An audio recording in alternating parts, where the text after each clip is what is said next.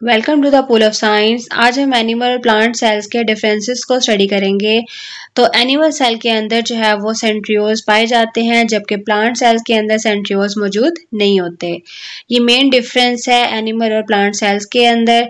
इसके अलावा plant cell के अंदर जो है वो एक एक्स्ट्रा सेल वॉल होती है जो कि प्लाज्मा मेम्ब्रेन के आउटसाइड होती है, जो कि सेल को और स्ट्रेंथन करती है। लार्ज परमानेंट वैक्यूल होता है प्लांट सेल के अंदर, और प्लांट सेल के अंदर क्लोरोप्लास्ट होता है, क्योंकि प्लांट का कलर जो है वो ग्रीन होता है, तो क्लोरोप्लास्ट जो है वो प्लांट्स के अंदर मौजूद होता है।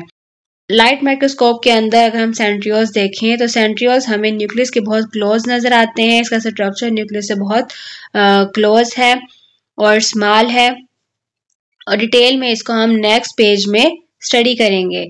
उसके बाद सेल वॉल, क्योंकि प्लांट सेल के सराउंडिंग में एक्स्ट्रा मेम्ब्रेन होती है जिसको हम सेल वॉल कहते हैं, और इनमें प्लाज्मोडेसिमेटा भी पाया जाता है, यानी नेबरिंग सेल्स के साथ कनेक्शन भी पाया जाता है। तो हम देख लेते हैं, अगर हम प्लांट सेल को लाइट माइक्रोस्कोप में देखें तो हर प्लांट सेल जो है बहुत ज़्यादा इजीली विजिबल होता है एज कम्पेयर एनिमल सेल से, क्योंकि प्लांट सेल जो है वो लार्ज इन साइज होते हैं एज कम्पेयर एनिमल सेल।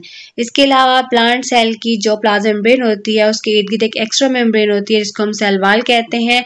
ये रिजिड होती है क्योंकि इसमें बहुत सारे सेलुलोज के फाइबर्स मौजूद होते हैं। इसके अलावा पॉलीसेकेराइड्स इसमें मौजूद होते हैं जो कि इस वाल को स्ट्रेंथन करते हैं, मजबूत करते हैं। सेल वाल जो है वो सेल को एक डेफिनेट शेप प्रोवाइड करती है। इसके अलावा ये सेल को बर्स्ट होने से, ब्रेक होने से बचाती है जब ऑस्मोसिस के जरिए प्लांट सेल के अंदर वाटर जो है वो इंटर हो रहा होता है। इसके अलावा सेल वाल में एक्स्ट्रा सेलुलोज के साथ साथ जो है वो एक हार्ड मटेरियल भी होता है जिसको लिग्निन कहते हैं। लिग्निन क्या करता है, ये एक्स्ट्रा स्ट्रेंथ प्रोवाइड करता है सेल्स को।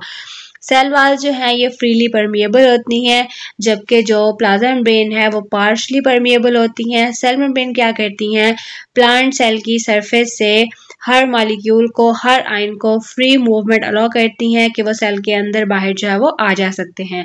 प्लांट सेल्स जो है अपने नेबरिंग सेल्स के साथ लिंक्ड होते हैं साइटोप्लाज्म के स्ट्रैंड्स के जरिए। इन स्ट्रैंड्स को हम प्लाज्मोडेसिमेटा कहते हैं और सिंगल को हम प्लाज्मोडेसिमा कहते हैं।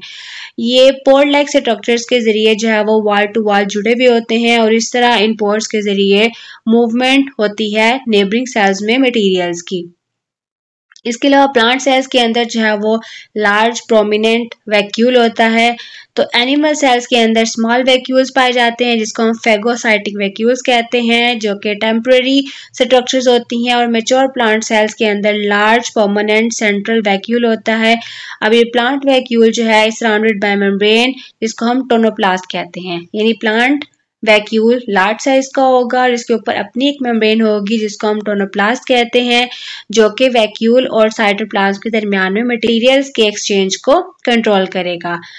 वैक्यूल का जो फ्लूइड होता है उसमें पिगमेंट के सॉल्यूशंस होते हैं, एंजाइम सॉल्यूशंस पाए जाते हैं, शुगर सॉल्यूशंस पाए जाते हैं, अदर ऑर्गेनिक कंपाउंड जैसे कि water products, mineral salts, oxygen, carbon dioxide, इन सब का मिक्सचर जो है वो वैक्यूल के अंदर मौजूद होता है।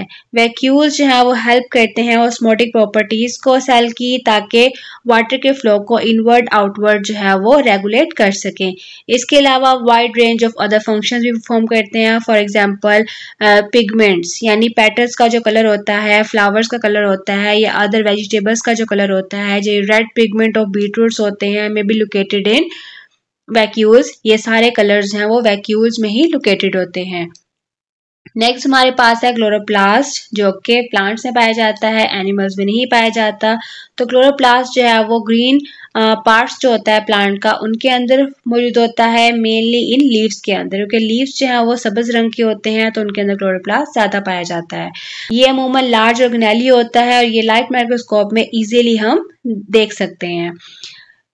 इसके अलावा इसके अंदर जो है वो टीनी ग्रेन्स या ग्रेना, जिसको हम सिंगल ग्रेनम कहते हैं, क्लोरोप्लास्ट के इनसाइड मौजूद होते हैं। ये भी लाइट माइक्रोस्कोप से हम इजीली देख सकते हैं। क्लोरोप्लास्ट के जो पार्ट्स होते हैं उसके अंदर क्लोरोफिल मौजूद होता है। क्लोरोफिल जो है ग्रीन पिगमेंट होता है जो कि लाइट को एब्जॉर्ब करता है during the process of photosynthesis. Main function जो क्लोरोप्लास्ट का होता है वो यही होता है कि फोटोसिंथेसिस के दौरान जो है वो लाइट को एब्जॉर्ब करना। क्लोरोप्लास्ट को हम फर्दर जो है वो पेज 19 पे मेन जो है वो डिस्कस करेंगे।